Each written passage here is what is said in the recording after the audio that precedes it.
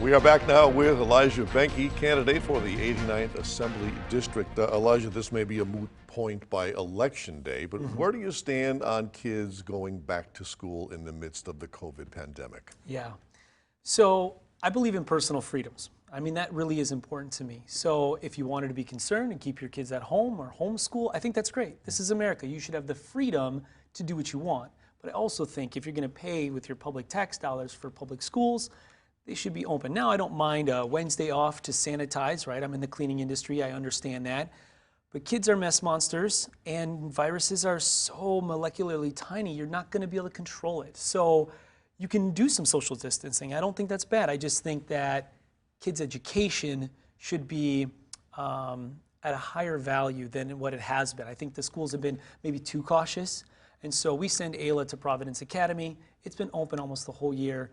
And after they shut down last March of 2020, she went from reading as a kindergartner, that's my daughter, by the way, she went from reading to not reading, because my wife and I aren't teachers. So she's blessed to be back in school. She's learned a lot, and I've just seen other kids regress. If you're not in school, it's just not learning at the same pace. Tell me about the mask mandate. For it, against it, do you see it as science or do you see it as politics? Oh, that's great. That's great. Thank you for that loaded question. I think you should have the freedom to do what you want. But do I wear one? I think I wore one for like the 8th time today to walk into your lobby. I don't wear one because I'm younger. I've, took a flight to see the Packers play the Texans, and I flew through Chicago and through Houston. So I came back and I was sick, right? So I took on the, personal choice to travel and to be around thousands of people. I got sick, but without any medicine, I was fine. So for me, the personal choice to not wear a mask, I think that's my American right. But if you want to wear a mask, I think that's great. So I'm not going to call them pure politics. I think if you're sneezing or you're sick, maybe wear one, right? But is it going to stop a virus? No. Who should make that call? State government, counties, local, or you? Yeah, not me. I think it's local control from school boards and school administrators, right? Because then if you can't stand your town's laws or your school's laws, you can just do school choice and move over a school district. So O'Connell was this restrictive, and Lena and Coleman were less restrictive. Well, for me, a drive for my kids would have just been another 15 minutes up the road instead of the bus. Well, if I really wanted my kid to go to school with less masking and less social distancing, I would have chosen to, move my child. And so the more local control you have, I think you can vote people out if you don't like the way they're running things, right? Local mayors, local school boards, get rid of them if you don't like the way they're handling things. So at the state level, it's such a broad brush, right? You could have a Milwaukee school with 5,000 kids at a high school, but then in O'Connell, the high school is not even 500. So I don't like Madison controlling who is, shut down and who isn't. County by county, school district by school district, the more localized, the better. Now, you, of course, know based upon your own experience what this whole thing has done to your business. How do we bring jobs back once this pandemic is over with? Well, it's got to be consumer confidence. The people that own the businesses, they don't want to have to fear being sued, right? So we need to legislatively move on some protections, which I know the Senate and Assembly have been working on. And so for me, it's that back to normal. I do not like the words new normal. I think that's, profane in my, my book. And so with the back to normal, it's just people that want the vaccine, get the vaccine so they feel more comfortable. People that don't want to be vaccinated, that should be their freedom. So with businesses opening up, like for instance, a big part of the district is mom and pop shops for bars and restaurants, right? That's part of the Wisconsin culture. That's a huge part of the 89th. And so they're just still sitting empty because a lot of guys that are maybe retired and have a noon beer with their friends are still staying at home. So culturally, we have to shift, right, from confidence within a family unit, confidence within, leadership. That's what I want to bring to the assembly, is that confidence that, people have lost their lives, people have lost their loved ones, but it's not the government's job to tell you what to do, and, people that have the freedom and faith, right? If you don't want to wear a mask, right, you should have the freedom to do that. So that's the kind of confidence building, because I think a lot of people sadly just do what they're told. I'm not quite that compliant, and that's part of the reason I'm running. Big issue lately in our state, broadband internet access. Yes, sir. Now, you're up in O'Connell. Yep. How has it affected you? Is it a problem up there?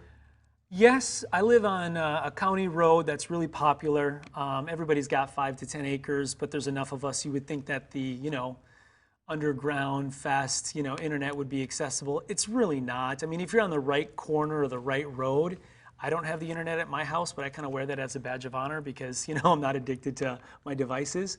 So would it be great for the kids that are being stuck at home, forced to do schoolwork, to have good access? Yes.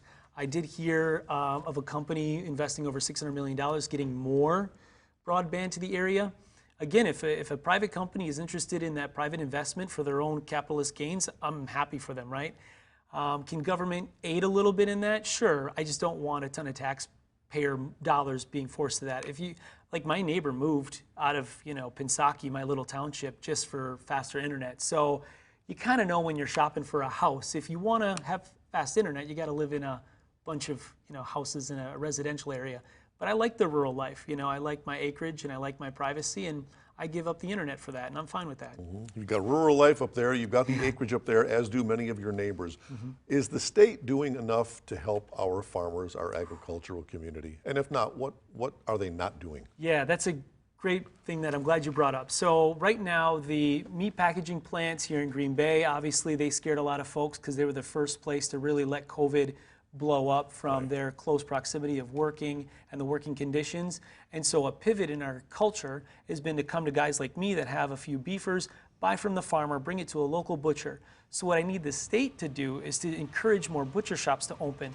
Everybody loves Maplewood meats, right? But they don't even slaughter live animals anymore. So that's slowed down production. Otto's in Luxembourg and Pelkins and Crivets, all these great places that are hardworking men and women running these businesses are now being overwhelmed.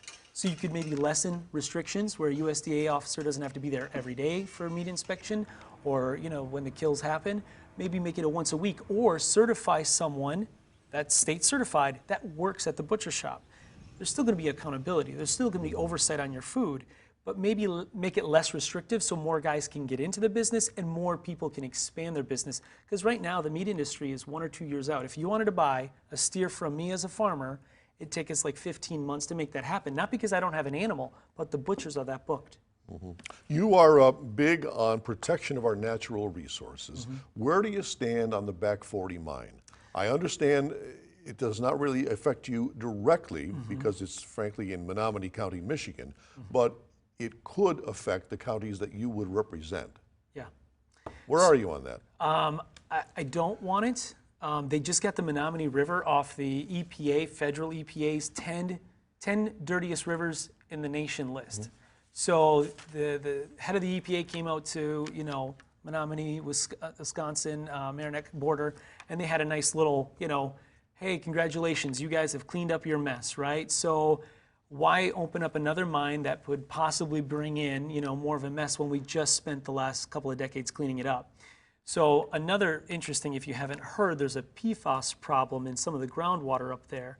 I think if elected, it's going to be my job to make sure the company that's responsible for the PFAS mess is also responsible for cleaning up the mess. So I've been listening to both sides, educating myself as much as possible.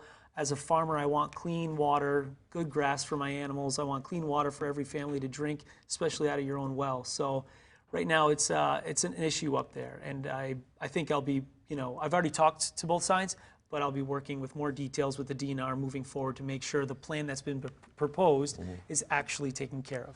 We are with Elijah Behnke running for the 89th Assembly District seat, and we are back with more right after this.